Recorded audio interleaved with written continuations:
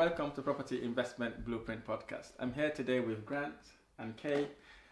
They are big service accommodation investors in Swansea and South Wales. So I'm here today really just to chat with them to understand where they are, how their property journey has been, and so that it would help us understand how the service accommodation market is like, and also inspire us and the audience to be able to take the leap of faith to start property investing. So thank you so much for having me in your amazing, beautiful house. And so if you could tell me a bit about yourselves. We started our investment journey, I would say, tail end of 2017, when we started not learning about stuff, but really wanted to take a leap of faith into doing property. We spent a good amount of time beforehand reading books and listening to Audible and all that sort of stuff, and then I dragged Kay along to a property meeting. Okay. Yeah, I was the reluctant one. I didn't want to get into property because I didn't know anything about property. Mm-hmm. Spent the last 25 years of my career selling mobile phones, and so that was where my career was. But I met Grant because obviously we haven't been together forever, and Grant had a natural passion about property. So it took you a while to convince me to go somewhere, didn't it? Well, it was more, I had a real passion for like how I could help the people around us, right? Yeah. And when you've got that natural like urge to help people, you look for ways to help yourself be successful so that you can help and inspire other people to be successful. Yeah. If that makes sense. Yeah, it makes perfect sense. And sort of fell on property because it was the only thing that I felt that you could put your money into and it not have a risk of getting lost, because you're putting your money into something that you can touch, something you can feel, something you can see, and something that you can do with. Yeah. That's why I didn't look into things like stocks and shares initially. I look into those now, but didn't look into that initially. Didn't want to start any fresh idea businesses. You know, like if you wanted to, sell a concept or an idea or anything like that, it was property I felt like was tangible. Yeah. But when I thought property, I didn't think that we'd be doing what we're doing now. Okay, wow. It's weird because you think, when you first look at property, you think, save up, I'll buy one, and then I'll buy another one, and then I'll buy another one, and that's sort of your mentality. Yeah. And I'm not from Wales, as you can probably tell. Yeah. And met Kay, and when I came here, realised that the property prices were quite considerably cheaper than the southeast of England, so it felt like it was a little bit more achievable. And that's what sort of bred the whole looking into property. But the funny thing is, when you look into property, there's so many other avenues. There's so much, to get into it. And that's what made me drag you along to the property meeting we went to, because it was talking to us all about all the concepts. Yeah, there was a presentation on almost every avenue for property, wasn't there? And at the time, because I didn't really think I wanted to get into property, it was a really good opportunity for me to see what attracted me the most. And to be honest with you, I think we were there for 3 days, weren't we? I think we came out of it thinking quite logical in that, rather than going into something that is just appealing, something that excites us. And we picked the top 3 things that excite us, didn't we? What we actually thought about is, well, if we really want to start a business and we really want to be successful, maybe we should do something that we can have the most transferable skills. Absolutely. And so serviced accommodation was the one thing that me and Grant had the most transferable skills to start off with. It's really strange. Like like some people look at what people have done in property and think, they're really successful, I should do that. But actually, the reality is if property is the way that you want to go, there should be something within property that you can transfer your own interpersonal skills too. Yeah. I've actually seen so many people do serviced accommodation that have no idea about customer service, Yeah. right? That want to make serviced accommodation a totally systemised, hands-off thing. When actually serviced accommodation very much needs a human touch to make it a proper customer service. Yeah. You know, I don't want to talk to customers, I don't want to do this, I want to totally systemise everything. Well, no. Yeah, there are systems, but you still have to have that customer service element. Like, and it's funny you say that because, you know, we're 4.5 years down the line now, aren't we? And whilst we're not so much touching those areas of the business anymore, we still have people looking there after that it, do it. You know, doing the that human touch it's still there, isn't it? Like when we first started, like Kay and I are from retail, right?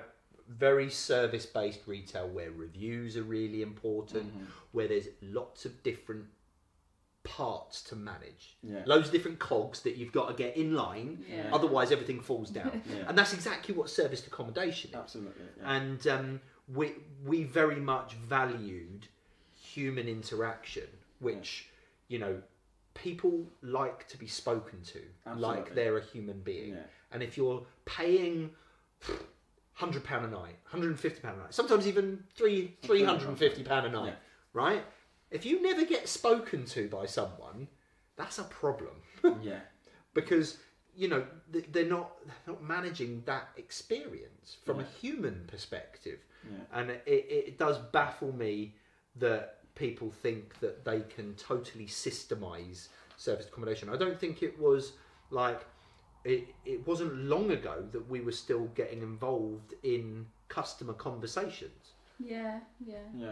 So you see, touching on what you just said there about properties, why you started to do properties is about it being tangible focus. I've been banging on this online. I don't know if you're watching my videos, because people are now, our generation are looking at maybe stock and shares, Bitcoin and all that sort of thing.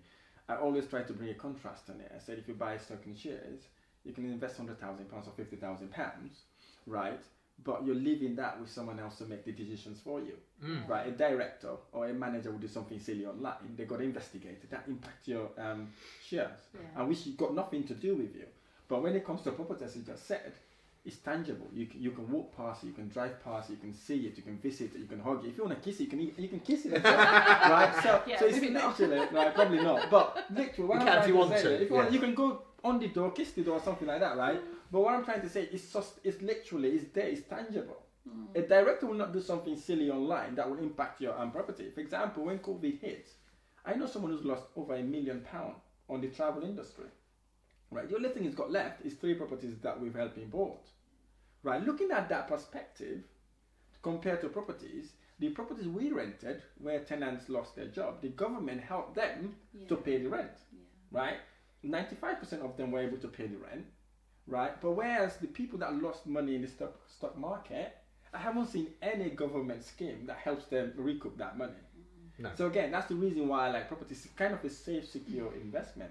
That then begs the question, and to ask you both, if you may, what was the really reason? What is that why that really you literally? What was that why that allowed that makes you think, you know what, property is the thing I want to get into? Because there's so many avenues, so many other businesses that you could get into.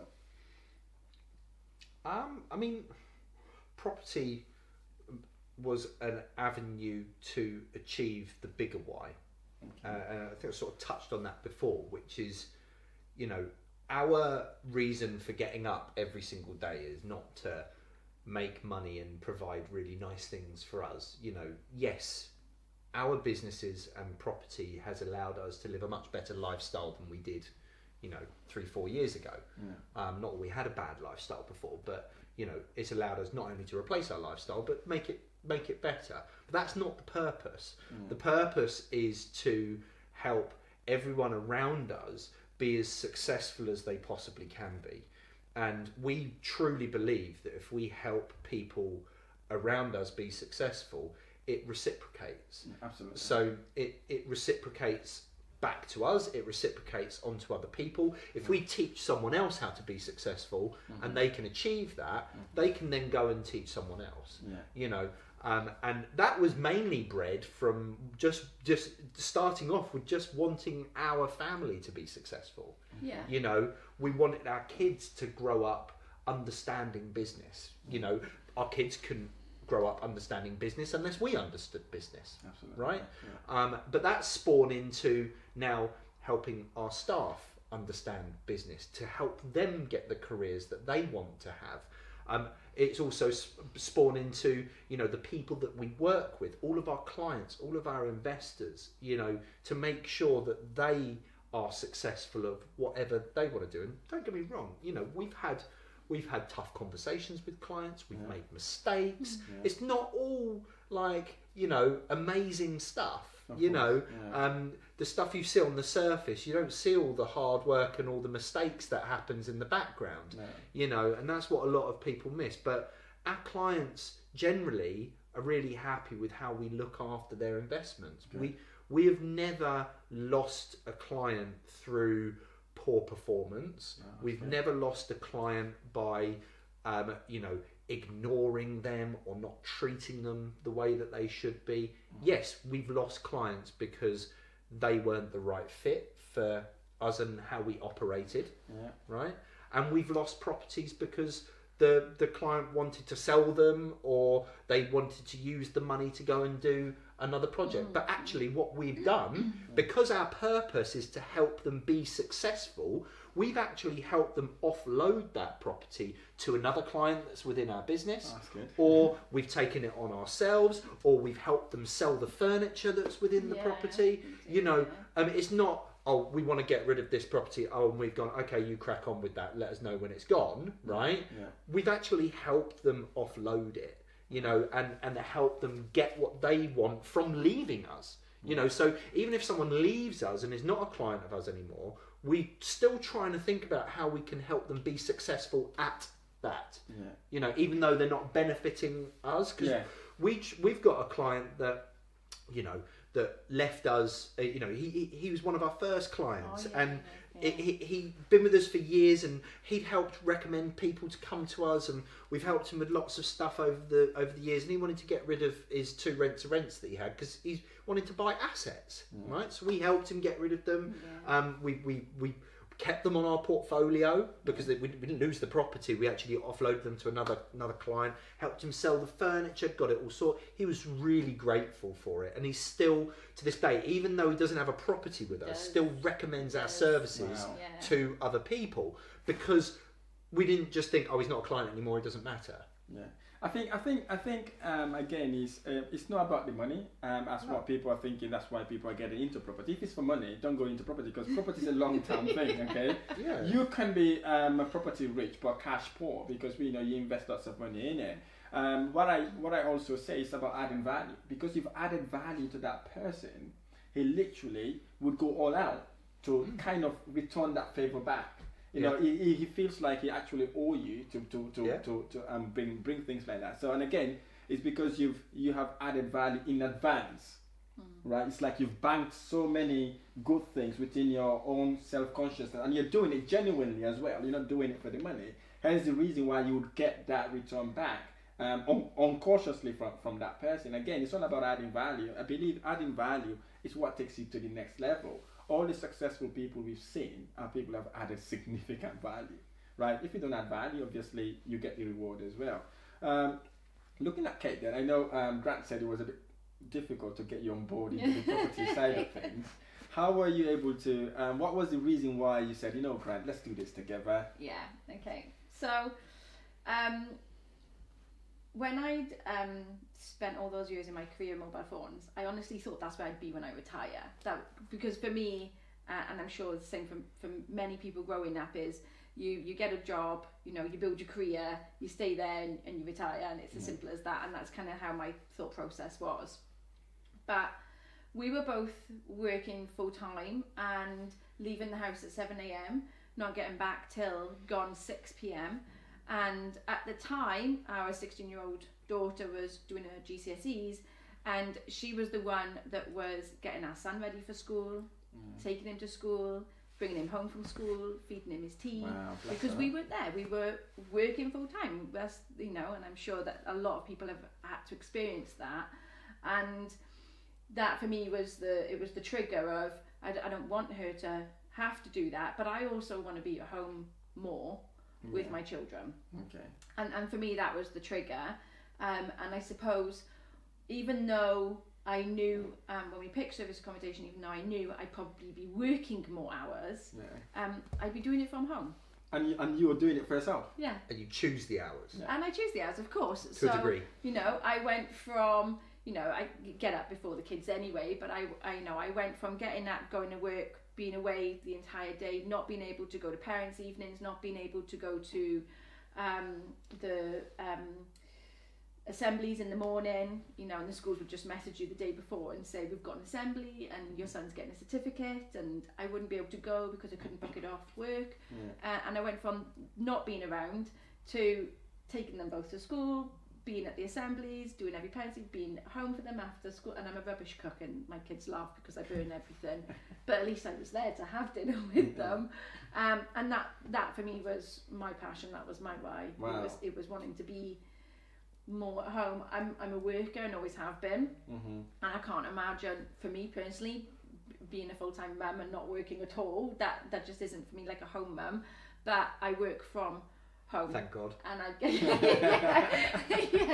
and you know, we get up, we work before the kids get up, we spend a couple of hours catching up on stuff, we do the kids' school runs, and then we go back to work, and then we do the kids' school runs, and then we feed them, and they get on with their evening, and we go back to work, and that's what works for us, and we enjoy that. And I feel like although we're probably working more hours and a lot more harder, it's for us, and it doesn't feel like you're working more. No, we enjoy it, don't we? Actually, yeah. You wouldn't really know that you're working because you're doing it one for you, and obviously you're at home and you're bringing that sort of cohesiveness and building a relationship, building bond as well. To be honest, and you may have improved in your cooking as well now because it's rubbish. It's still rubbish. You get Hello Fresh. I do Hello Fresh, which is simple now. That's it. Everything is delivered. I follow the instructions. I still burn it, but the kids eat it, and that's that's okay. Well, they say, you know, if you love what you do, you never work a day in your life. Yeah,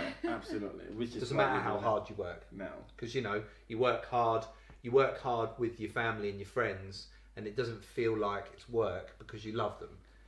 You know, so if you love what you do, you don't feel like it's work. And I think we wake up every day, and even if it's hard, we still love it because we know that we're working towards a bigger picture, you know, a better result, absolutely, brighter future. You know. And don't get me wrong, you know, the first 18 months, you know, it didn't change the work pattern. I still worked full time for the first 8 months of our business. I think it wasn't after 8 months, was it? So I still worked full time and then did the business around that as much as I could, which probably meant I lost more time with the family. But it probably took about 18 months before we got to a position where I was properly able to dictate where my time was spent and how I did the work around the family, wasn't it? Yeah, and you have points in your life that are turning points to drive you towards what it is you want to do. And there are a couple points in my life where 2015 I made a big change in my life and met Kay and came down to Wales. We were sat there in a 3-bedroom house that was decorated like my nan's house that we rented so that we could live together.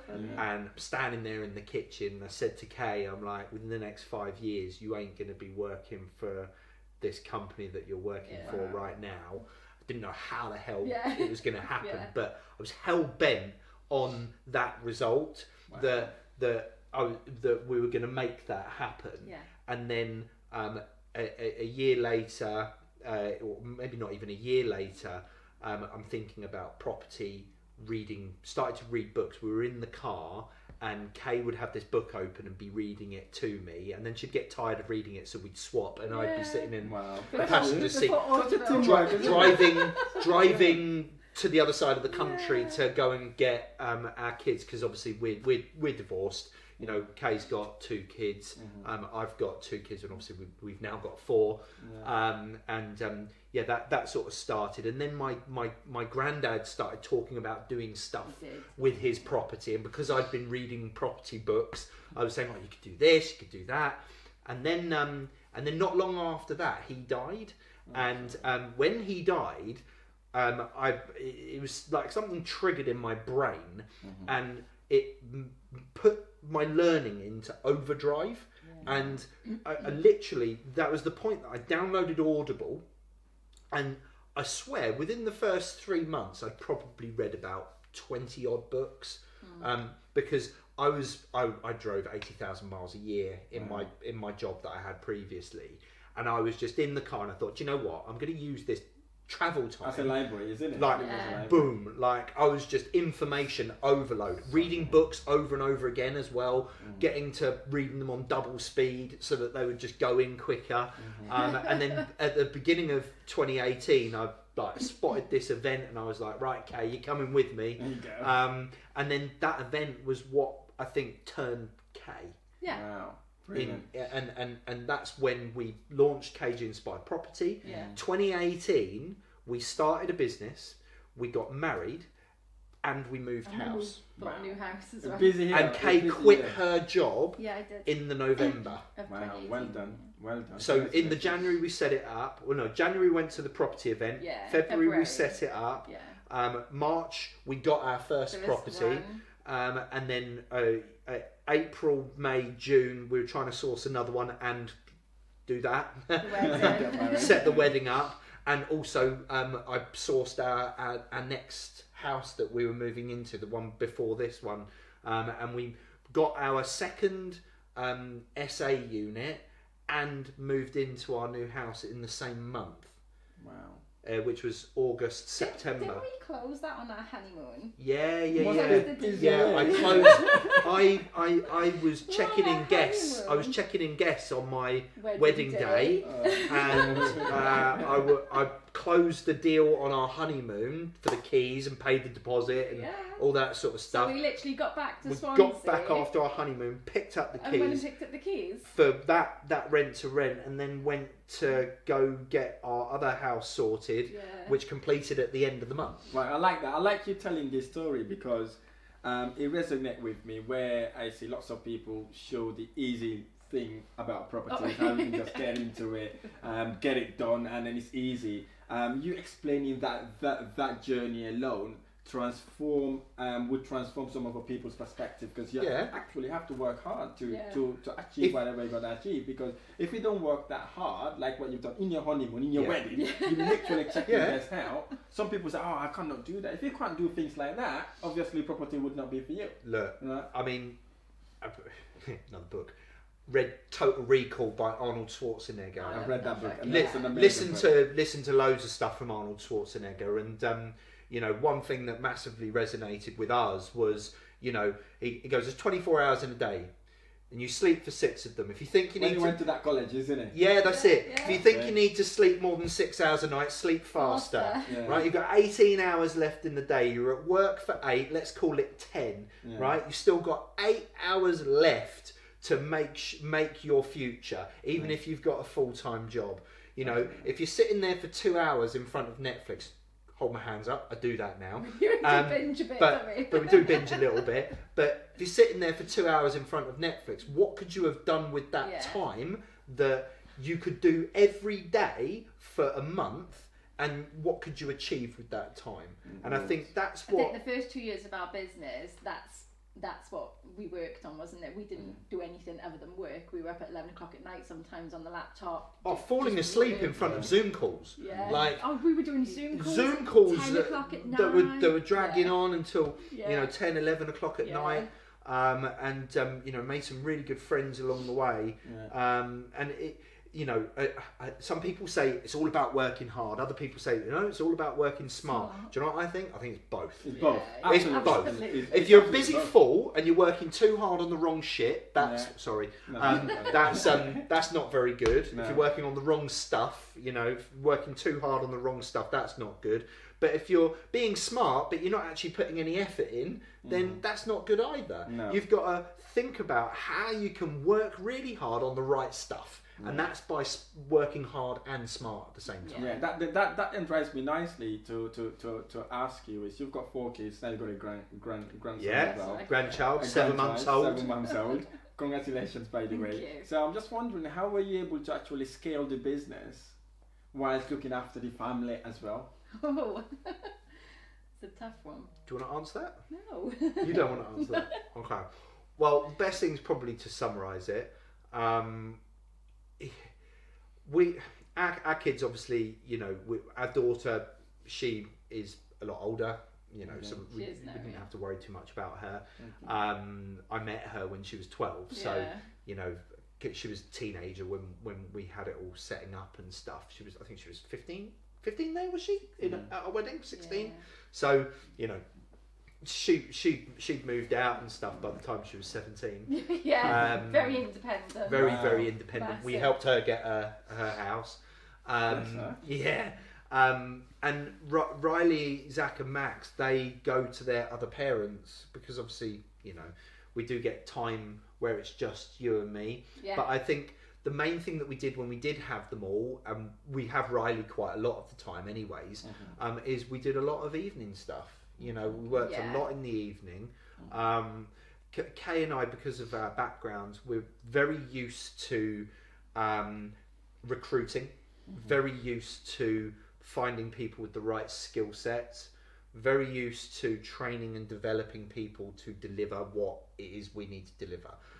One thing that we have been very, very focused on is results-based, planning, which it's a simple concept. It's decide what it is you want to achieve and just drive towards it as laser focused as you possibly can with massive action. Absolutely. Because you may not need to do all the things you think you need to do to get the result that you want to get. If anyone's listened to Tony Robbins, it's called RPM, Results Planning Method, which basically allows you to drive towards the result that it is that you want to achieve. It's not about the action itself. It's about the focus, getting your brain focused on the point that you want to be at. It's like putting a sat nav on without a postcode in place. You won't get anywhere. You're just going to drive around in circles. You're going to do lots of action, but you're not going to actually get to the point that you want to get to. I think that's something that we've always done, is being focused. You wrote down goals, didn't you, in 2000? But we drive our team towards it as well. Yeah. So you wrote down 6 months, 12 months, 3 years, and 5-year goals, didn't you? Yeah. If I'm right in saying that. Yeah. Always work backwards. So when we're 60, and then it goes backwards. So it's all broken down, and we actually, we do it even to the level of quarter by quarter. Wow, that's good. So as I said just now, focus is what gets you to where you want to go. I've learned this from an interview with, I think it was Bill Gates. They're asking if he was to say what is the one thing that makes him successful, right? The one word he said it was focus. He said he focuses energy in whatever he do. They asked Warren Buffett exactly the same question. He said focus. When I heard that resonated with me. And then when I started my property journey, I didn't have money then. What I did was basically I heard about rent to rent. I thought it was too good to be true. Literally, I started reading on it. I used to work as an accountant. I used to work from 7 to 8 at night. Wow. I'll come back home, have my dinner. I'll be on my laptop like you did until like 2 or 3 in the morning. I did that continuously for like maybe 7 or 8 months before I get my first deal. Right, so I focused myself. When I start enrolling these all courses, I started getting different strategies. But what I told myself was, Bill Gates and Warren said focus on one thing. So whatever strategy, event people were sending to me, I was deleting it. So I was just concentrated on rent to rent, and I focused on that, all my energy in it. And it went really, really tough, by the way, because it took me about 7 months to get my first deal. But I never thought about giving up. I said, you know what, no matter what, I'm going to get through this. I know service accommodations, they're going to make lots of money, but this is what I've started. I'm going to get through this, specialize on it, know what it is before I branch out to any other strategy. So what then happened was basically not knowing or cautiously, people start noticing me. right? So if you go to Cardiff, you ask for rent, most people refer you to me because that's what everybody knew. Because I used to go to property events, PIN meetings, and all that sort of thing. Tell them I'm a rent person. So then landlords who were struggling, especially if you join landlord forums, they were literally referring each other to me. Then I realized, okay, rent is being my own thing. So I focused on that for like literally 2 years. I didn't do any strategy. Right, then I channeled that money then into doing all these other strategies. Yeah, so, absolutely. So basically, you're absolutely. So you being focused then in doing what you're doing, that's what makes you be one of the maybe largest service accommodation provider in Swansea. And I guess people know you for that now. If you've read anything on general business strategy, the one thing that they tell you to do, one main thing, is to specialise. You know, someone that goes and sells on Amazon isn't trying to sell every single product that they can on Amazon and isn't playing in every single category, right? They're focusing on one product initially, and when they can get that product successful, then they move on to other products. You know, and that's it. You specialise, and we've seen people that even do what we do in serviced accommodation and try and spread themselves too far around the country, and they end up not being able to specialise in and understand their own market that they're in. You know, we've had lots of people that have come and gone from Swansea. You know, I'm dealing regularly with people that have deals that won't work, that have come to me and said, what can you do with this, because I'm not making money from it. And I've looked at it and gone, well, you're not going to make money from that deal. The best we're going to get you is break even, you know. And I've shown them what we can get for it, and they've almost said, well, that's better than losing money. So, you know, it really is specialising in whatever it is you do. You know, just because you're good at serviced accommodation in Nottingham doesn't mean that you're going to be good at serviced accommodation in London. It's a different market, isn't it? It's a different market. You're specialised in that market up there, and it might not work. You have to then go and understand that market, and that's why you know, I won't mention names, but our mentors and people that have helped us throughout our journey, you know, we operate the build, test, scale model. You know, we don't go and if we're doing a different size property or a different area or whatever that might be, even if it's local, like different area but local, we get one property, we test it, and we figure out how to make that type of property work, right? And then when we know that type of property works, we then get a couple more. You know, and that's the build, test, scale sort of model. And if you're going to go to an area and go, right, we're going to put what we do here, there, and get 15 properties, you might have ended up stuffing yourself. You're absolutely right. So that then drives me nicely also to this question I wanted to ask. For people who are thinking of getting into service accommodation now, whether it's rent to rent or buying the properties, doing it as service accommodation or holiday let, what advice or skills do you think they are required to actually before they get on board in doing strategies like this?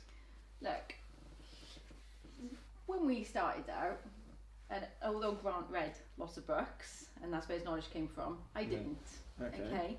I think you can genuinely start from nothing and build on that and learn from that. So obviously reading books is important, and building your knowledge is really important. We picked a property meeting that we get to go to regularly, and we were there consistently every single month as well, building our relationships with people in the area. And that's really about building trust, wasn't it? It was seeing our face every single month at the same meeting, representing the choice business that we picked, which was serviced accommodation, and that helped after a year help people understand that, you know, we were building on our knowledge, we were the people to go and speak to. And I think that there's no right or wrong, it's different for everybody, and you've got to pick what works for you as an individual. Reading books doesn't work for me at all.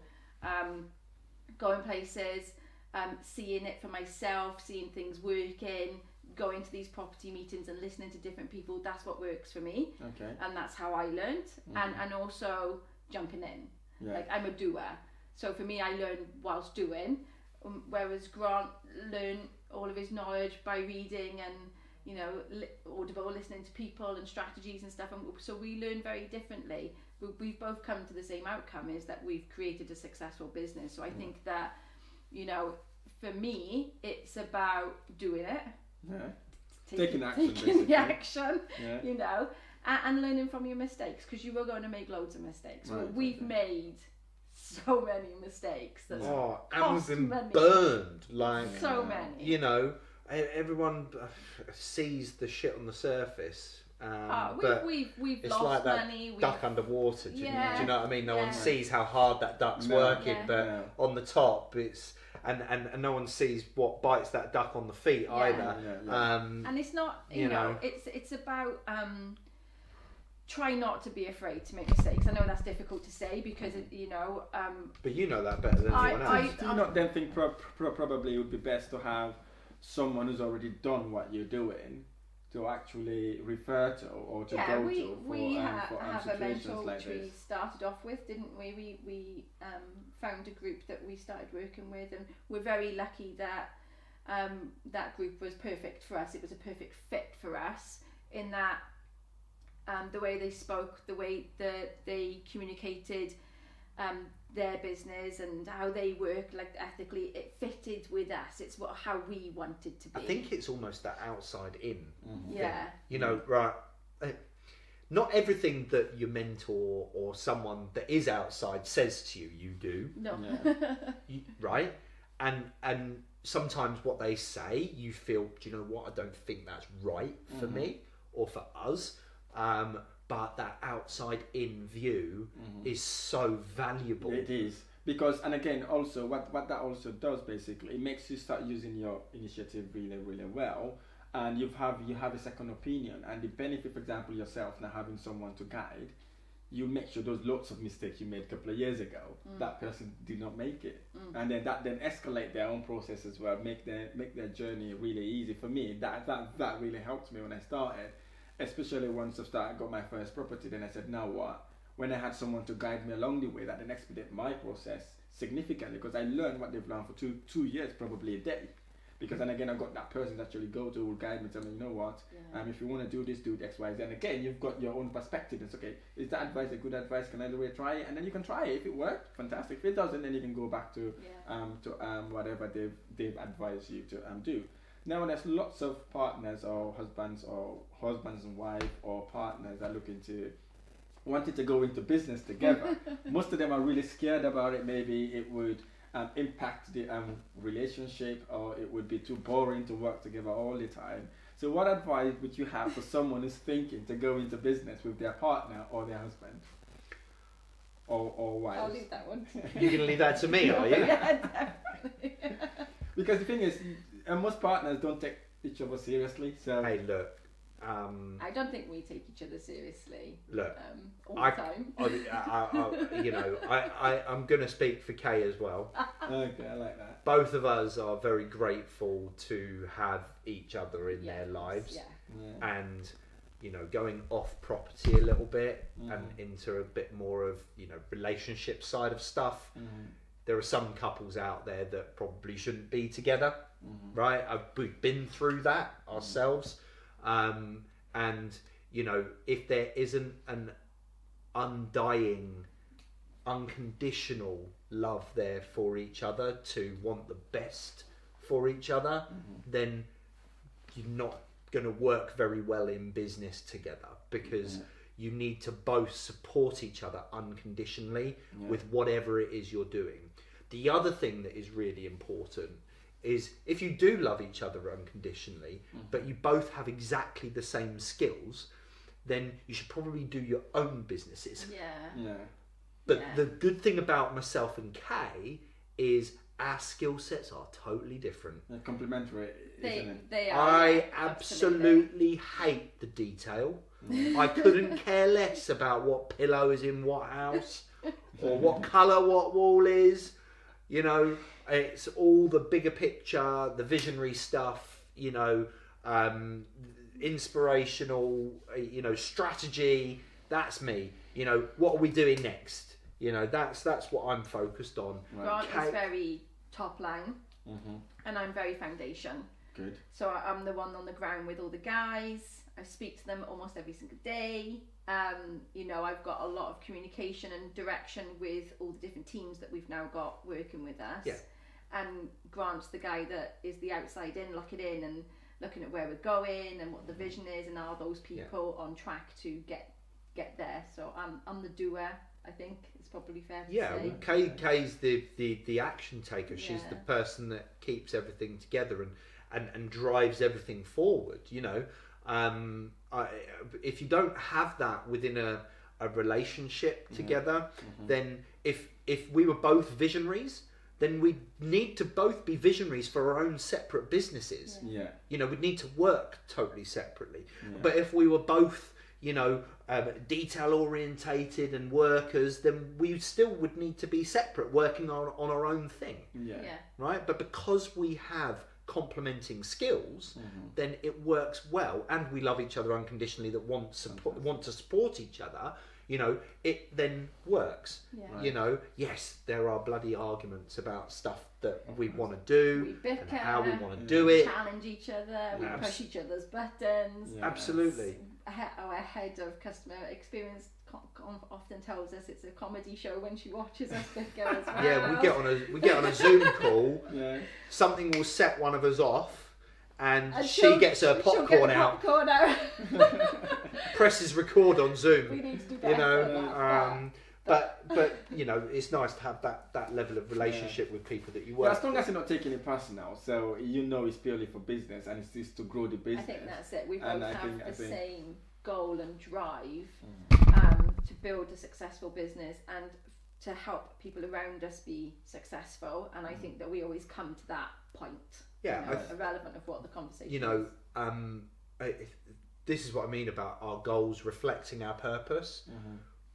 Just as an example, one of our goals isn't to be multi-millionaires, right? One of our goals is to make someone else within our business a millionaire. That's good. That's a very good goal, and it's about adding value again. What we just talked about. Yeah, absolutely, and that helps drive us to focus on other people rather than what we're doing and achieving. Yeah, that's good. I like that. And you see, for people again who wants to start the property, who wants to start service accommodation, who are worried about guests are going to trash their house, or they may make parties in these properties. So what advice do you have someone who's a bit skeptical for not going into service accommodation for purely this sort of reason? So what advice would you give them how to actually overcome things like this, or what sort of things they need to take into consideration? Well, it's going to happen. Yeah. It's inevitable, unfortunately. We've had parties, we've had police raids. You know, we're in Swansea, so I'm not saying anything about Swansea. We've had prostitution, and so it happens. And I think that it doesn't matter how much you plan for it, until it happens, you won't really know how to deal with those situations. And sometimes, until you're actually in it, some of the decisions you make beforehand are irrelevant. So, you know, there's obviously you can protect the property from having the right types of insurance policies in place. That's important, obviously. For us, it's about knowing it's going to happen and having a process, shall I say, or a plan in place on how you're going to deal with it when that becomes apparent. I think knowing it's going to happen and having some sort of process of what you're going to do will eliminate the panic or the fear when it happens. But it's going to happen. And you know, it doesn't matter how much deposit you put on there. It doesn't matter really the location of your property. It doesn't matter how you've advertised it to try to deter certain types of groups maybe. It's going to happen. Yeah, it's going to happen. Now, I understand that point of view, because what we do basically, we try to do what you just said there, deposit. We don't take last minute booking. If when last minute booking comes in our platform, we have to ring you to find out why you're visiting. Just try to dig a little bit to see whether it's a genuine transaction. What we also do to deter things like that, as I said, it's inevitable. But what we do also, once you've booked us, we look at your profile. If you live in Swansea, you booked an apartment in Swansea very close by, that's kind of an eyebrow. It's something that we need to look into. So what we do basically, because we had similar situation where someone local book the apartment, but it's genuinely because they're having problem with their partner. They just needed a break, right? So when you speak to these people, again, customer service comes in. You can see, you can kind of tell over the phone whether this is a genuine sort of a booking. So we tend to do it that way as well. And what also helps us, basically, we tell them that we've got cameras around. So, and again, that has helped us deter. But again, it doesn't stop, because recently, a couple of weeks ago, we have those noise detection alarms as well. So if it goes too much of a noise, it alarms for about 5 seconds, so 5 or 10 seconds. It continues again. Once it continues, it hits the security team local nearby that would come to the property to check what's happening. But still, that literally, they still do the parties. But again, I think it's just about taking that in, knowing that it's going to eventually happen one day. But again, have those deterrents around you to actually protect you. So I mean, everything that you've said, we've got. You know, we've got this. It's advertised as well quite clearly that we've got the CCTV, we've got the minute sound detectors. We actually only have them in our hotspot houses. Actually, houses that we've had a history of parties for whatever reason, they're attractable to those types of groups. We've got customer service team that call the customers. But you know, when you're on a platform that's got an instant book and somebody from Swansea books your property, nothing you can do about it. You can't turn them away. You can't cancel the booking. It is what it is. You've got to take the booking. And so, even though you can have all those things in place to deter doesn't mean it's going to stop. And I think the best thing to do is to know what you need to do to be able to deal with it. Have the right people in place. So for years, I'm the one that's gone to the house with another team member and dealt with the situation and made a decision there and then whether we remove them from the property or we leave them in place. And that's just how we deal with it. And I think that's obviously, now with the size we are, we need a different process, and that's something we're going to learn this year. We'll learn this year through peak season, you know. At the end of about October time every year, we get all the teams together and we sit down and we spend 2 to 3 days discussing peak, because you learn so much after a peak season. Absolutely. And what processes do we need to put in place ready for next season? Wow. But you can't stop. No, you can't. Those groups, they're going to happen. It is part of the journey, you know. It's just part of the journey, you know. But to be honest, it's better than having a tenant who will not leave your house if you want them to. No, but you can't kick them out, you can't right? kick them out. So Tenants can still have parties. they can still have parties. Tenants can still destroy your property.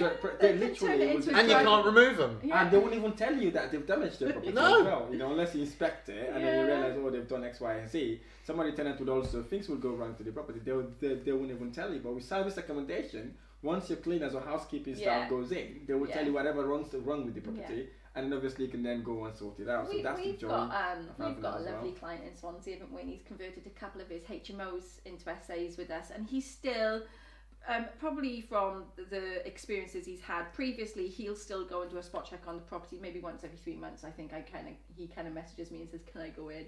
And every time I get a message back saying, "Looks amazing, I'm really pleased, I'm so happy you're keeping everything clean and tidy, and it looks fantastic." And I'm like, "You'll stop going to visit?" And he's like, "I'll come back in 3 months' time." You know, but you know, that's what serviced accommodation does for those types of clients, is it maintains the property to a standard that you want it in the next 3 to 5 years. You know, general wear and tear is fine, but you know, it's a great comfort to those types of clients as well. It's like a show house, isn't it? To be honest, you know. So once the tenant checks out, just set it up You as just a press show the room reset again. button, don't Reset you? button. Yeah. So for someone who's looking for rent to service accommodation, I know you specialise in Swansea. What are the little things you think they need to consider when looking at a property or looking at an area? With rent to service accommodation. Rent to service accommodation or service accommodation, no matter what sort of. It's a little bit different, the two, isn't it? Okay, so who wants to do rent to service accommodation? You go for rent to service accommodation then. I think, you know, when you're looking at an area to do serviced accommodation, is if it is rent to serviced accommodation, the only thing you've got to make sure is that it's going to make money. Make money. You know, and you've got to make sure that it's. I would be looking at the percentage of what your profit is to your revenue. Yeah. I think a lot of people seen a lot of posts on Facebook that goes, who can make me £500 a month, or who can make me £700 a month on a rent to rent or rent to serviced accommodation. And I think that's not the point, because if you've got £500 a month but it's only 10% to your, I mean, it's 10% profit to your revenue, then there's too many factors that could wipe your profit out. If you're analysing a deal and it's 20% plus profit to revenue, then that's sort of quite good, you know. But that's rent to rent, because you're effectively setting up a trading business. However, if you're buying a property, then you've got the asset there. So while there's a lot more investment up front, you've actually got a lot of other things that you could do with the property once it's done. If you're buying an asset, there are so many other different exit strategies, you know. So if it doesn't work as serviced accommodation, you can do it as a normal rental. If it doesn't, if you need the cash, but I mean, sell it, you know. As long as you're adding value to the property and you're buying a decent asset, then you don't have to worry too much about it. But you know, we're looking into lots of other different things as opposed to just your standard property. One thing that we did in 2020 to sort of future-proof ourselves a little bit is we don't know what regulations are going to come down for serviced accommodation. We don't know if it's going to take up another planning use class. These are all the unknowns. You know, Kay and the team have done a really great job in making our properties as health and safety compliant as possible, using hotels as a guide and HMOs as a guide as to sort of how to make them, you know, really good on the health and safety aspect. So if regulations did come in, there probably won't be too much to do. But one thing that we did to try and future-proof ourselves is we thought, do you know what? The one type of serviced accommodation that's been around for hundreds of years is hotels, right? And we looked into buildings that had C1 planning on them, because if it's on C1 planning already, there's no risk of them saying it needs to be on this planning. We brought out a new planning use class, right? We know what regulations it needs to conform to, and we know that, you know, it's something that's been going on for years and years and years and years and years, and it's likely to go on for years and years and years in the future. So we acquired 2 buildings in 2020 that was 2020, wasn't it? Was it 2021? No, it was 2021. End of 2020, beginning of 2021. And we acquired 2 C1 buildings, and that opened up our eyes to not only future-proofing our business if anything was to happen. Like if anything was to happen and serviced accommodation didn't work but these buildings still did, we would have still a really decent income that's coming in, and you know, we wouldn't need to worry too much about income and things like that. So now we've started to acquire more buildings, hotels, you know, things like that we know that are gonna have future proof. So we've got we've just acquired a hotel. I was going to ask you about that actually. So it's good you've gone to that. In Nottingham. Congratulations. So we've got a hotel in Nottingham. And we're acquiring them quite quickly by doing them on long-term leases, with potentially the option to buy them. So some are on option, some aren't. But we've got potentially the option to buy certain ones in the future. I've got a 6 apartment deal that's in a block at the moment, that's going through at the moment on a lease option. So we're securing the deal at such a level where if it didn't work as serviced accommodation, the apartments could easily be rented out and make decent money from it.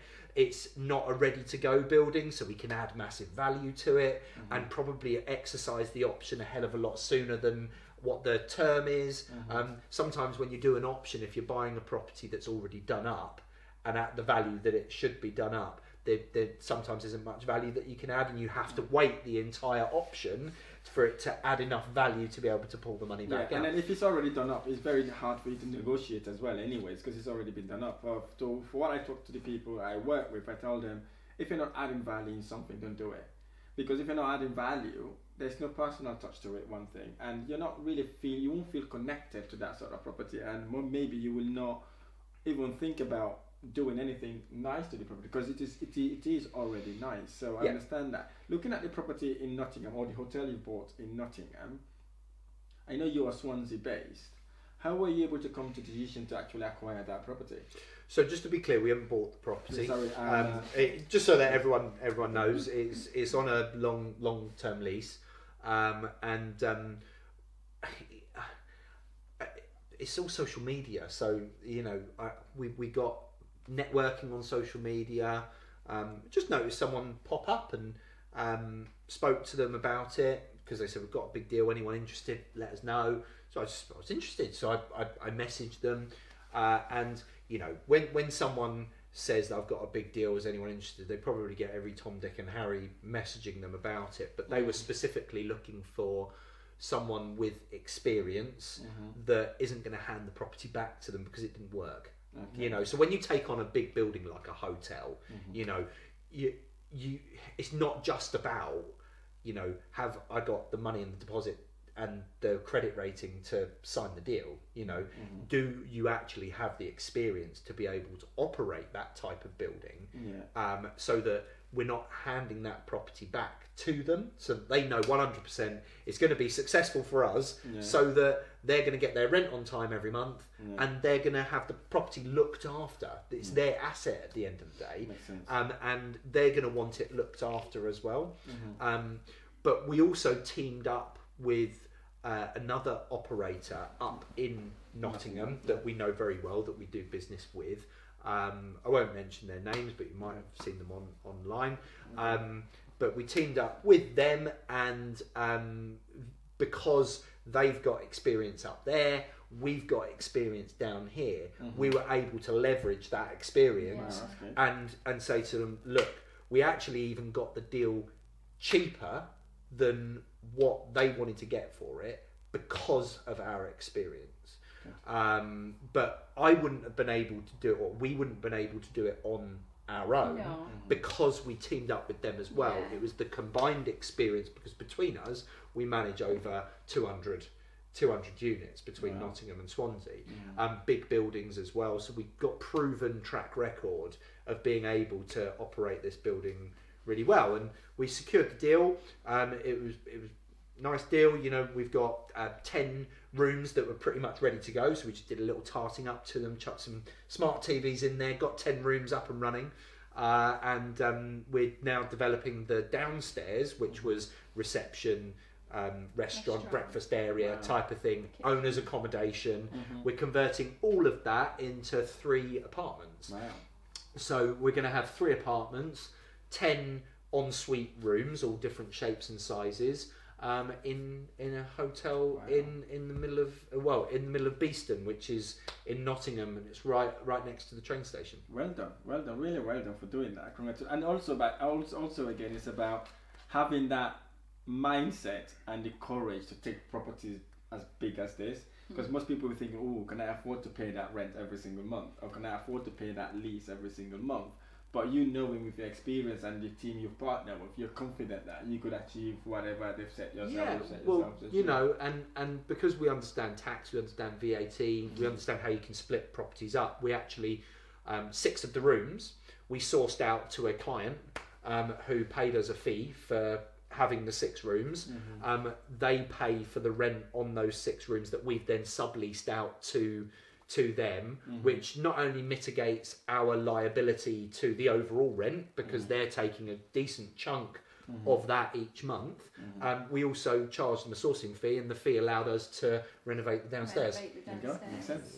Absolutely. So it is pretty much, while we did put a few £1,000s Actually, we did similar thing pretty recently. much paid for itself. Yeah, we did similar thing recently with one of my students, and we acquired, I think it was 9 apartments or 8 apartments. They could only take 2. It's in the same block. So what I did basically say, okay, you take the 2, source the other 6.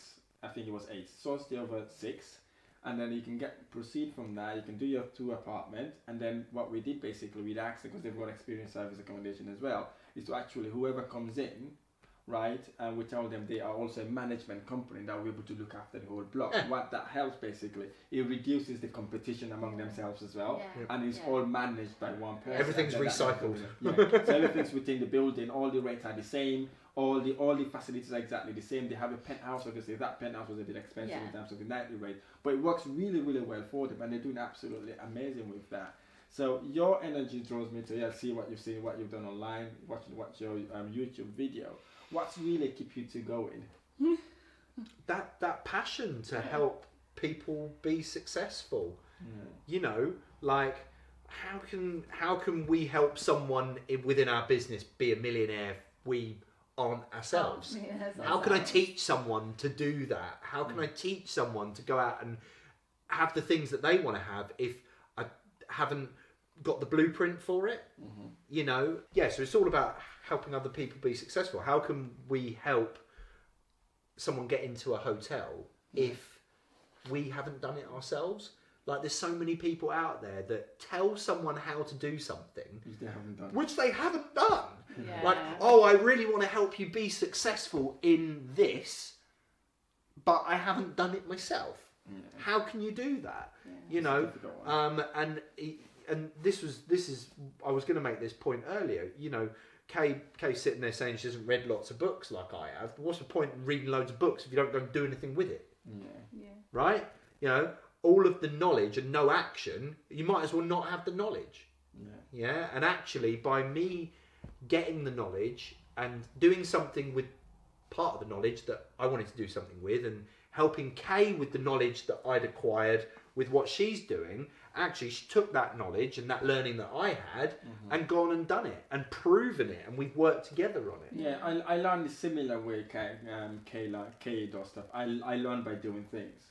You know, I can listen to audiobooks and all that sort of thing, but when I do it practically, it's sticking to my head rather than actually listening to the audiobook. And again, everybody got their way of learning, so I really, really like that way of how you complement each other when it comes to the skills. So the other thing I wanted to ask also was, before the quick round fire question, is social media. So many platforms out there. People are showing ridiculous stuff there. Some people showing how they've bought this house, how they've got this amazing car, you know, showing how their lifestyle is, right? Which is kind of overwhelming for lots of people. So with you two then, how are you able to distract yourself with that, from that noise, and concentrate in doing what you're doing? Because sometimes it's really difficult, especially when you hit Instagram, you see thousands of images in you. You go to TikTok, as soon as you open your TikTok, you're seeing someone doing something in there, or someone doing Bitcoin shares, stock and shares, some people buying NFTs now. How are you able to distract yourself from that and concentrate solely in what you're doing now? Well, we focus on one course until successful, don't we? We don't allow things to, well, you don't go on social media ever really, do you? It's not your thing. I do a little bit. Cool. So social media has been very much a way of getting something done rather than, you know, going on and using it as It's easy to get distracted. But I probably get more distracted from it than you do, in all fairness. But I think to your point, it's almost looking at other people and thinking, oh my God, I wish I had that. Wish I had that. Also thinking, why not me? Exactly. Also thinking that you are very slow in what you're doing. Like you're seeing people acquiring properties, buying properties, driving expensive cars. But what I got someone actually ring me this couple of days ago saying, "Oh, Rahim, I don't really sure whether this thing I'm doing really, really well on it. I've got my friends acquiring 2, 3, 4 houses." I said, "Listen, bro. As long as you're better today than yesterday, you're making absolutely. a progress. But don't watch what people do online. Some people, literally, I know some people that will jump on a flight, ask the flight attendant if they can sit in the first class to take a photo. Yeah. Right? Take a photo, post that on social media, and then everybody think, wow, he's making all that money now. He's on a business class. Exactly. So people are living double lives basically. So, but then I know there's so many people struggling about this actually.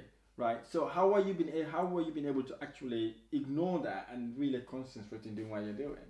Because we don't care what other people have got. We only care about what we've got and what our goals are. And if you focus too much on what other people have got, then you'll never get what you're looking for. The biggest problem with kids these days is them wanting what someone else has or what someone else is showcasing on social media. Social media is not a display of someone's life. No. Social media is display of everything great that is going on in someone's life. It is not the lessons that you need to learn to be able to get there. No. we very much focus on exactly what you said, which is, were we better than yesterday? Are we driving towards the goals that we've set out for ourselves? Yeah. Someone tried to push my buttons once and said, this person's coming to Swansea, are you worried about it? You know, are they going to take over serviced accommodation in Swansea? You know, and all I said was, do you know what? Like, it's great to have a look at your competition so you understand your market, but at the end of the day, the only person you're in competition with is yourself. Absolutely. Our vision for Swansea and serviced accommodation is not to make ourselves better than everyone else in Swansea so that we're the number one. It's to help everyone in Swansea be better at serviced accommodation to attract more people to the area. If Swansea gets a reputation for naff serviced accommodation units and poor service, then no one will want to come to Swansea. No. Right? Yeah. So our cleaning and maintenance side of the business, its purpose is to, once it's able to service our own portfolio, is to help other people that do what we do in Swansea and surrounding areas do it better, so that they can provide an amazing service to people in Swansea, because we're able to help them give, you know, fantastic looking properties that are maintained to a really high standard, and they can provide a better service to them, so that people that come to Swansea have a great impression about Swansea, so that they go back to wherever it is they came from and said how lovely it was staying in Swansea. Not how great it was staying in Kay and Grant's properties, but really bad staying in someone else's property. If we make everyone else great, then it's going to bring more for everyone. Bring more people for everyone. More towers, people want to visit and all that sort of thing. Yeah, absolutely. Right. Help your competition be better. Yeah, because if your competition be better, everyone's better. Yeah, that's one of the good thing about properties as well. You know, properties, I think, is one of the only sector that don't really see competition as a competition. We all help each other grow. We all help each other get to where we want to go, which is what I like about property. So quick fire round questions. What was the worst advice you remember receiving? The worst advice in my life or in property? In your life, it could be anything. In my life, okay. The worst advice I ever received in my life was someone said to me, "Don't become a manager. Just stay as being a salesperson, because that's all that you're good at." Wow. Okay, how about yourself, Kay? Mine was in my previous career. It was, and I can't remember it word for word, but it was about taming the personality, taming Kay, and being more on level with other people, maybe more acceptable. And I tried it and it didn't work for me. So we're all different. We're all unique people. That's the reason we all have a different thumbnail. And the other bad advice that I got, was, you probably don't. Well, you might know what I was going to say.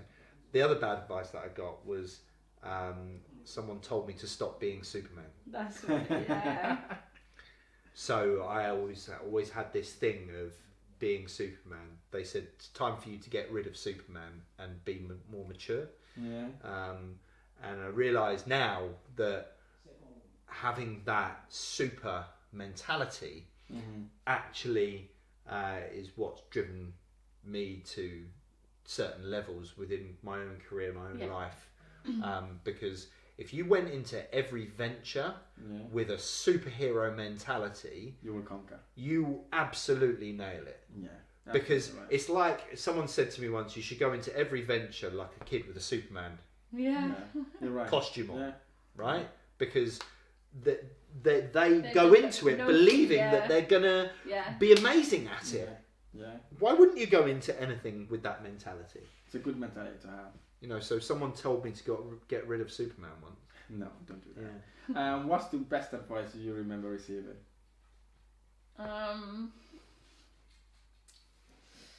That's a hard one.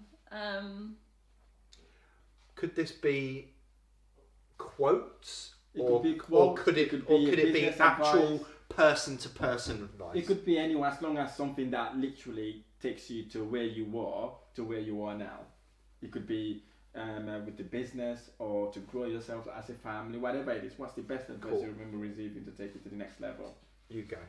The one that I like, it kind of is like popping up at the moment, is when I was about to quit my job. There was so much fear around quitting my job, obviously, because even though we had the business, I was only 8 months into it, and I gave 2 months notice, and I didn't need to, but I gave that notice because I didn't want to leave. I was scared about leaving. And my boss at the time, you know, the best advice that he gave me at the time was, it was about take the leap, take the jump, don't think about what you've got, just think about what you're going to get, and focus on where you're going. And because of that, I kept my notice short and left sooner. So, but yeah, that for me at the time, I needed that advice. I needed someone else. Someone to who say would push to you, basically, you know, a jump. Bugger off, go on, do it, So do it. And I think it's helped me to approach, because I have more fear about everything than Grant does. It helps me approach that fear in a different way now. There's fear in everything that all the new steps we take. I'm quite the pessimistic in this relationship, aren't I? But it makes me think differently about it. Yeah, which is kind of good as well, basically, because you were looking on the other side. Yeah, from he's what optimistic, and I'm pessimistic. I'm Well, cautious. I don't think you're pessimistic. I think I'm you're a very conservative cautious. optimist. Yeah, Yeah. okay. Right. Cautious. How about yourself, Grant? Best advice?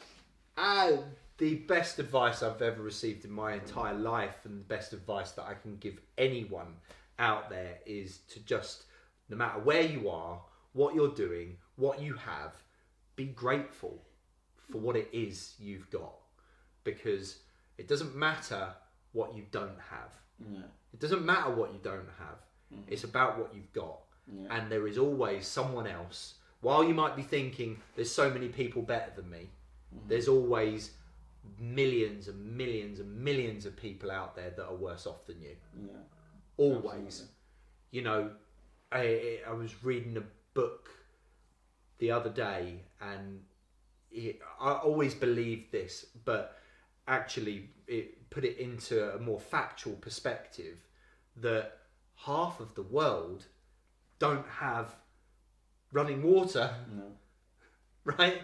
So if you're sitting there in a house, right, with running water, you're already in the top 50% of the world with what you have. I like that perspective. So it doesn't matter where you are or what you've got, or if you've lost everything, you're still in the top 50% of the world, right? So wherever you are, whatever you do, always be grateful for what you have. And that's the best bit of advice that I've ever got. And I wake up every single day grateful, no matter what situation that you're in. And no matter how bad things are going at the time, you've always got something to be grateful for. And gratefulness overcomes any negative emotion that you have. If you're worried, if you're feeling stressed, the minute you feel grateful for something, in that moment, you don't have worry and you don't have stress. Absolutely. Thanks for sharing that with us. That is really, really good advice there. So who is your favourite sports star, if you've got one? Michael Jordan. How about without hesitation. You haven't got one, right? Kay doesn't do sports. I don't do Kay doesn't. sport. Okay, that's fine then. You like the Olympics though, don't you? No, I don't do sport. Oh, no. okay. I'm thinking of The Rock from wrestling. Oh, there you go. There you go. The Rock. Is it because She of muscles? I know. Kay does the Rock eyebrow. I don't know. Go on, do it. I don't If know. you smell... No, No, she doesn't want to do it. No. Right. But yeah, that's... Yeah, mine's definitely Michael Jordan. Michael Jordan. Because he's so inspirational. You know, you miss. It was Wayne Gretzky actually that said you miss 100% of the shots you don't take. Yeah. But Michael Jordan is just, for me, just, you know, the guy. Basically, He's amazing in what he does. What do you strongly believe that other people disagree with? It's a good question. Wow. What do I strongly believe that that a lot of other people disagree with? Is that the main question? Yeah. Interesting. I think for me, it's since setting up the business and achieving what we've achieved, which we wrote down these goals and we've achieved them. I believe that anything is possible. Anything is possible. And we've written some goals down, and sometimes I look at them and I'm like, oh, they're a bit like hairy goals, but I know we'll achieve them. I know we'll get there, and I know that anything's possible. But I know that when we talk to people, and we talk about goals and how big they are, you can see it in their face that they're like, I'm not so sure they ain't gonna get that, and it's just because they haven't experienced or they don't think about things the way we think about them. So for me, it's anything is possible, and you can create or achieve anything that you absolutely focus and set your mind on. And I know a lot of people don't necessarily agree that that's actually achievable. So. Wow, brilliant. Okay, so without getting too spiritual, don't be spiritual. Okay, it doesn't matter how bad or how wrong you think someone is, right? Or how dark someone is. There is still some goodness inside of them, no matter how bad they are. Yeah, of course. People in prison, whatever they've done, right? There is still something inside of them that is good. They might not be able to see it. Yeah. And that is something that comes from not being judgmental about what people have done in their lives and all that sort of stuff. I think people are very too quick to judge other people, and there is always a goodness inside of everyone. Absolutely. And that's fundamentally believe that, and I think there are lots of people out there that don't believe that, that they believe that someone's all bad. I know. Paint everyone the same brush. So what fundamentally wrong in the world we're living in that you would like to change? Face masks. Face masks. Okay. How about yourself? Face masks is gone now anyway. No, it's not. We go abroad all the time, and it kills me. Like walking we went into Ibiza, and like forcing you to wear these face masks. Maybe that's another thing that I believe that lots of other people believe. Like I don't believe they do any good. Like but that's my view. For me, that was a joke, by the way. But I guess it sort of answers the question.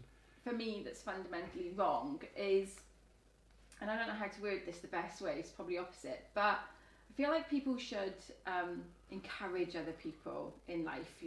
And there's a lot of people that get something from seeing people struggle or suffer or fail, and I see it on social media quite a lot actually. People jump on that bandwagon when somebody's having a tough time or something a lot more serious has happened, whether it be business or personal. And I think that's wrong. I think people should help encourage everybody to probably be successful. And for me, that would massively change. I think that would massively change. Yeah, you don't make yourself the most successful person in the room by breaking everyone else down. Yeah. It's like if you want the biggest building in the city, you don't knock down everyone else's buildings. Right? You build the biggest one. Yeah. Right? That makes sense. And that helps everyone else rise up. Yeah. As well. Yeah. What's the best book you've ever read? I really like the Arnold Schwarzenegger one, but I Total also Recall. like the Richard Branson one as well. Oh, Finding My Virginity. Yeah, I did. no, I like that I one as really well. enjoyed that one too. Very good. And they're both read and written by the author. Yeah, I actually prefer it when Audible is actually read by the author. I don't know why, but I just really enjoy it more. But those two books, I think we've listened to together, and there's lots of points in those books that have stuck out, and we refer to quite a lot actually. How about yourself, Grant? I have to do two. Okay. Because they're for two different reasons, but they're the two books that I've read the most. So books that I've read over and over and over and over again. Think and Grow Rich. I love that book. Because by Napoleon Hill, because it is the original, success book, where all other success books have spawned from. You can read the longer version, which is The Law of Success. That's not the second book, by the way, but it's a much more elongated version. Yeah. But Think and Grow Rich is a fantastic book for a good basis foundation to drive towards success. And it doesn't matter how many times you read it, every time you read it, you get something else from it. Yeah. So I've read that about 6 times. Definitely that one. I've even got the workbook where you can work through it and do all the different tasks that Nice. I think you bought me that. But yeah, the other one is The Secrets of the Millionaire Mind by T. Harv Eker. Okay. And the reason why I like that particular book is because it gives you affirmations and actions to do while you're reading the book. So he'll talk about a subject and then he'll go, repeat after me. And you repeat the lesson, and then he asks you to touch your hand on your head and say, I have a millionaire mind. Wow. So it gives you like the affirmation and the action to drive yourself towards that. And again, I've read that about 6 or 7 times. So Well done. those particular books for me have been the ones that, because they've been repetitive, the ones that I always keep going back to, if you know what I mean. Lots of other books I've not gone back to, but if you get me talking about books, I've got about 200 of them. So and there's quite a few of them that I really like. Fantastic. Thanks very much for those recommendations. They're very good books. And Total Recall, I love it. Think and Grow. I think I listen to it maybe twice a year. As I said, I learn new things whenever I listen to it. So it's a very, very good book. So if I was to interview anybody in this podcast, who would you recommend or who would you suggest we have on board? Oof. God.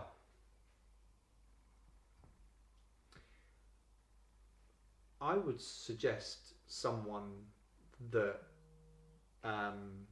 doesn't know anything about property. Okay. Yeah. Someone that is a total novice, where you can almost do it not as a bit of an interview, but also as a way of helping them.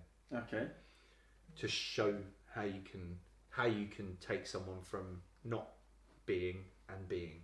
Right. Okay. Does that make sense? Yeah, it does make sense. We have a couple of them in the pipeline actually, who wants us to advise them on how they can start and scale their property investment journey. So obviously, we'll record that. And it's like a coaching session as well as an interview. It's like, I think this guy does it.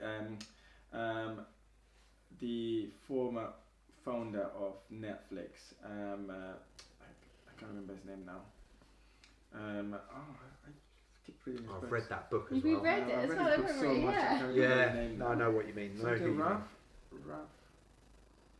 I can't remember his name, but anyway, so he has something like that as well, where he interview entrepreneurs that are just starting their property investment journey, not property investment journey, their investment journey, Entrepreneurial journey. and entrepreneurial journey, and then they literally ask him so many questions. He answered those questions. So yeah, we're trying to bring that into this podcast as well, where we'll help that way, because as you know, we're not advertising, we're not doing anything, just purely just to give back to the people that are looking to get into property. So this podcast is called Property Investment Blueprint Podcast. What does property investment blueprint means to you? Property investment blueprint means to me about providing to the best of your knowledge a step-by-step guide on how to find your way through property that might be right for you. Not do this because I've done it. Not, this is what everyone else is doing. To be able to, if it's property you want to get into, how can I guide you to find your right way, as opposed to, this is the way I've done it. Fantastic. Do you have anything to add on to that? No, I think that was perfect. So Brilliant. as usual. Fantastic. Thank you. And if people want to contact you, where do you usually hang around for people maybe want to contact you for maybe partnering with you to do service accommodation or to do business adventures with you? Sure. Where are the best places someone can contact you? Just search KG Inspired Property. Okay. Look us up online. Okay. Do you have any email addresses or? If you search KG Inspired Property, you'll get through to the team. They'll share my calendar link with you, and book a call, and we'll talk to you about anything about property and what we do and all the rest of it. That is the best way of contacting us. Or search Kay or Grant Hutchby on Facebook. Feel free to ping us a message. Just remember though, there's one other Grant Hutchby on Facebook. Oh, yeah. He's my uncle in New York. However, you can message him and he'll direct you straight to me. So it's absolutely fine. If you search Grant Hutchby, whichever Grant Hutchby you speak to, you'll be able to get through. However, the Grant Hutchby in New York, you'd be able to tell by where they live. Yeah. So I'm the UK one, he's the New York one, you can look us up that way, not a problem. Fantastic! It's been absolutely amazing. Thank you. Having hosting me in your home. You're welcome. Really appreciate you, and thanks for sharing your life passion with us as well. So it's been a mind blowing to learn about your journey, to see how you started. I've been able to manage your property investment journey whilst having a massive family with you as well. So yeah, thanks very much for having us. Thank you. Thank you very much.